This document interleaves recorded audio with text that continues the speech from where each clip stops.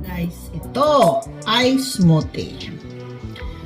Ay gawa tayo ng smoothie, is blueberry, is bloba.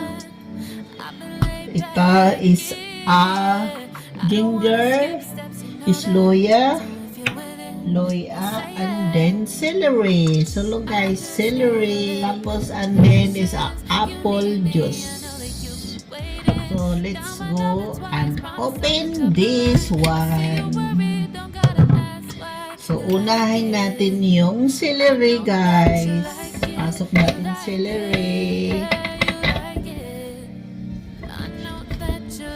Dahil ano ako guys, Daniel fasting.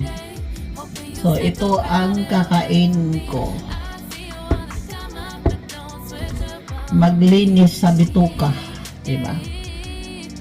Yan. Tapos ito guys is loya, is ginger in Bisaya, and then this one is blueberry, bloba in Norwegian. So that's the one, and then I put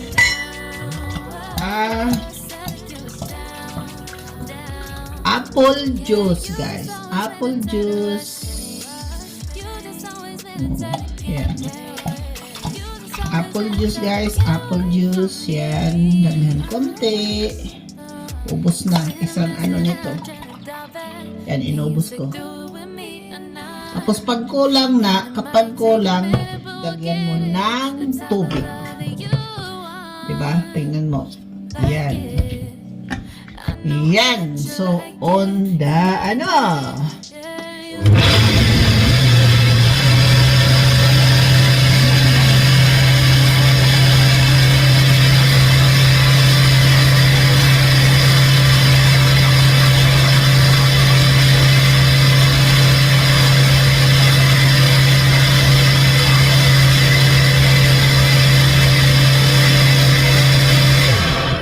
tingnan natin.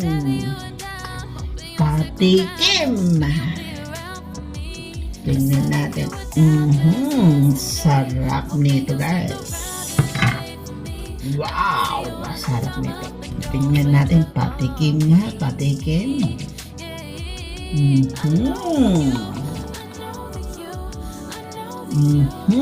Ang sarap-sarap.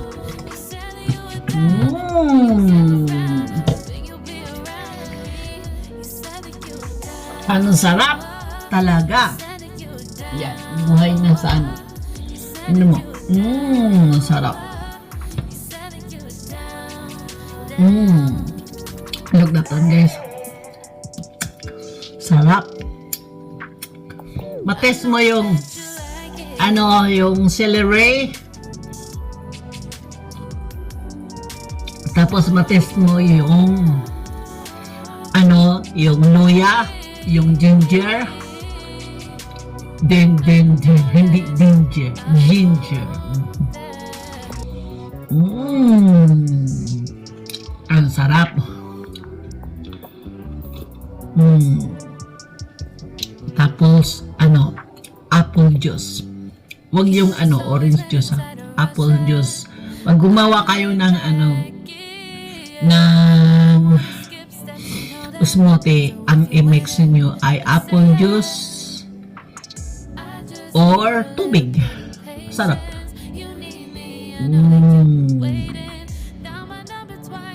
Kaya, hindi siya matamis dahil yung apple juice ko ay masarap. Yung hindi pure talaga guys.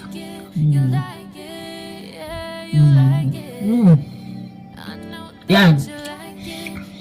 So, pag gawa lang kayo nito. Pang panglinis ng bituka. Anong pangalan yun? Yung nilinis mo yung dugo. Yung dugo mo rin. Masarap to sa pag may mga gout. Diba? Ako may gout ako kaya yung naglinis yung dugo. Masarap pa pag mixan mo ng pineapple. Pwede pineapple juice. Kasi yung celery at saka Sa pineapple juice, nakalinis yun ng dugo sa mga gout. Tapos yung yung blueberry, mga antioxidant to. Diba? Oxidant. Ano ba yung spelling? O yan, naisip. Hirap-hirap ng English. Norwegian ang nasa utak. Tapos may saya pa. Diba?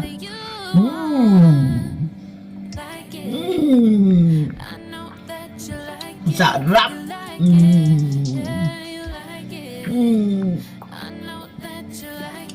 O yan, pwede na to guys. Pag kayo, fasting kayo. Daniel fasting. Kasi ang Daniel fasting is a prutas, diba? Kunti lang. Tapos linis pa yung dugo mo. At saka marami pang gaganda pa yung kutis mo. Tingnan mo.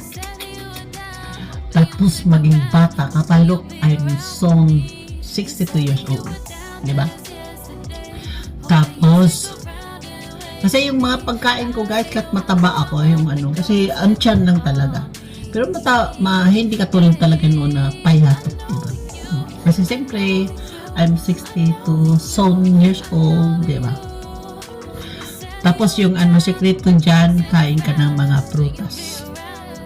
At saka hindi ka mag-stress, hindi ka umiinom ng mga alcohol. Hindi ako nag-iinom ng alcohol. So look at guys, I'm a free alcohol. Tapos magbabasa ka ng Bible, ng Words of God. Tapos matulog ka ng maaga. At saka hindi ka mag-isip ng mga maraming problema. Hayaan mo yung problema na mag-isip sa'yo. Kaya tulungan ka ng Panginoon, di ba? Hindi ka nag-iisa. Kung mo isipin yung mga problema guys, kaya sabi ng Panginoon, don't worry.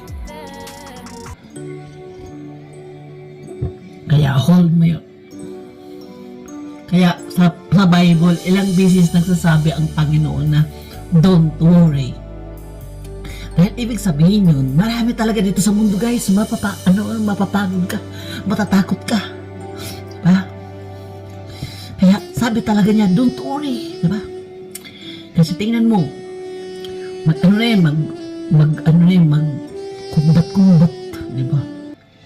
Tapos, mga earthquake, mga volcano, at saka, yung mga flood, yung baha, di ba? Tatakot ka na dyan, di ba? Tapos, kukunin pa yung asawa mo, matatakot ka na dyan, di ba? Tapos, may snake din sa city, di ba? May umuupo din sa pangin, yung pangin? Yung sa ng asawa mo, di ba? O sa babae rin. May sa buhok, di ba? Nakakatakot, di ba? Hindi lang sa mga ng mga typhoon. Nakakatakot din ng mga tao, di ba? Kaya, sabi ng Panginoon, don't worry, huwag matakot. General na yun, don't worry. Ano ba yung sa Bisaya, ang don't worry? Di ba, huwag matakot? Sa Tagalog, di ba? Huwag kang matakot. Huwag kang sa Bisaya is ayaw kahadlok. Ayaw kahadlok. Di mo mahadlok. Or don't worry, ayaw kasumo. Di ba? Ayaw kahadlok, ayaw kasubo. Don't worry. Ayaw paghuna-huna. Daggan ka ayong mga kabuang dali sa kalibutan, di ba? Yun ang sabi ng Panginoon. Kaya sunod tayo sa magandang utos ng ating Panginoon. Sunod tayo sa utos ng ating Panginoon. Yun ang nabasa ko sa Romans, guys. Sabi sa Romans, ko, bakit ba, Panginoon, yung mga tao hindi makikinig sa word, sa salita mo? Yun pala. Nagsimula tayo sa tagas-tigas ng ulo. Sabi ng Panginoon, huwag kayo mag-worship ng another gods or gods. Yung malit na gods. Tapos gumawa tayo, di ba? Gumawa tayo ng mga rinulto, gumawa tayo ng mga Buddha, gumawa tayo ng mga bato, gumawa tayo ng mga ano-ano pa yan, ano pa yan, ang dami pa, meron pang mga rosary, di ba? Ang dami. Tigas ang ulo natin. Tigas ang ulo. Tapos, hinayaan na ng Panginoon, bahala kayo dyan. Binablayin na tayo. Hinahayaan na tayo sa Panginoon, bahala na kayo dyan, mga spoiled. Spoiled ninyo. Kaya yun, nagsimula na. Bahala na kayo dyan, para mga spoiled, mga bata, hinahayaan ng mga magulang. Hindi na, pinahayaan na dahil sakit-sakit sa ulo. Wala, umiinom na, nagdagdag na, diba? Kaya ganun tayo. Ang iniyan natin, mga drug natin, yung mga mga ribulto, mga dyan, mga gad-gad dyan. Yun na, diba? Kaya yun, binablay na tayo, hindi na tayo nakikinig sa Panginoon. Kaya yun pala. Kaya nagsimula doon ng mga hindi lang mga tumboy, hindi lang mga bakla, kasi hindi naman sakit yan. May mga babae, na may mga babae, magpapagano sa mga babae, yung mga lalaki, magpagkaano sa mga lalaki, di ba? Yun na, mga kasalanan na yun, di ba?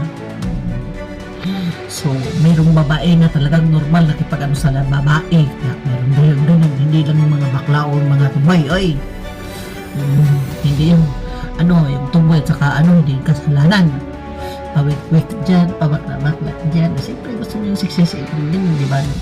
Gusto mo yung damit na babae, lalaki ka, di ba? Na ka lang. Kasi nga, doon sa utak yung spoil natin. Doon tayo nagsisimula. Tayo ay magising sa katotohanan. Basa tayo ng Bible, pray tayo sa Panginoon. Panginoon, tulungan mo ako. Gisingin mo ako, Panginoon. Serious tayo. Kaya magising ka sa katotohanan. Kaya, wow! Ako ganun din. Ako doon. Pag sabihin ng, sabihin ng kaibigan ko na halika, magbasa tayo ng Bible. Naku, tinapon ko pa yung Bible ko. Ayoko po ng Bible ko. Ayoko kaya. Ayoko yan. Diyan ako lumaki. Sa relihiyon ko. Diyan ako mamamatay. Sabi ko pa. Agoy. Mali pa yun. Mali pa yun. Ngayon, tinatawanan ko lang. Pero duman ako dyan. Kaya naintindihan ko. Kaya sabi ko, Panginoon, napapagod na ako sa kaka-live ko. Sakit na yung bibig ko sa kakababla bla bla bla ko.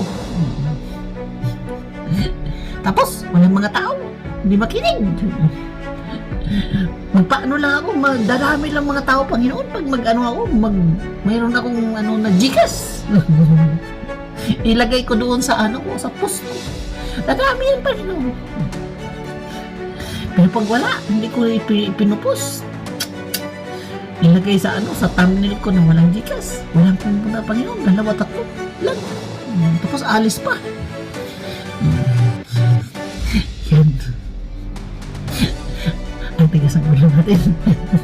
Hindi tayo makikinig. Tapos tinutawanan ko lang yun.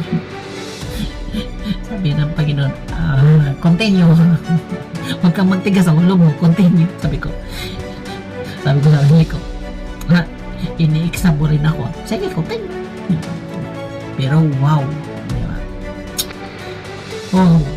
Siyempre, masunurin kang bata sa ating Panginoon. Sunod ka rin. Diba? Sakala mo ang binibigay sa akin. I'm so happy. Happy life. Na ako. Nilagay ako sa magandang lugar. Yung mga anak ko naayos. I'm so happy. Saka I hope yung pamilya ko rin sa Pilipinas, diba? Diyan ang pinipray ko. Yung manding ko, yung brother ko, na magising din sila sa katotohanan. Yun na ang pinipray ko sa Panginoon din.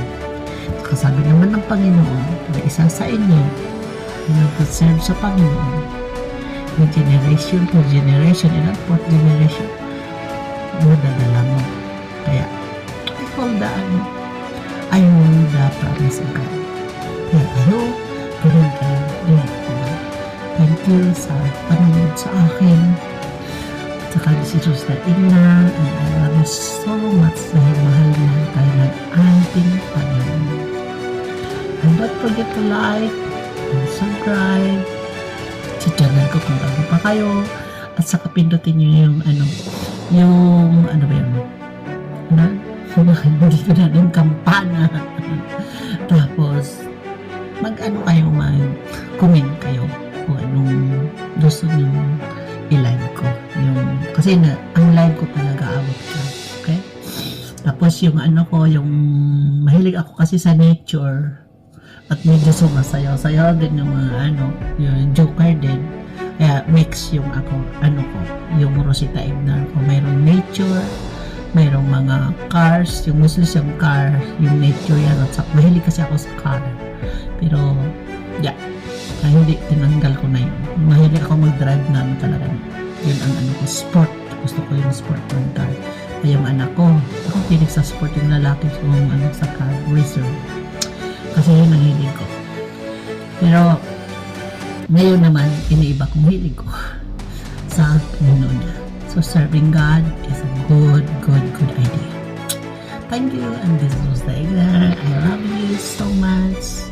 And see you in my live and in my Facebook and my YouTube channel, Rosita Ignar. I love you. God is with you. Tayo na, gawa na tayo ng inom na tayo nito. Sige, bye-bye.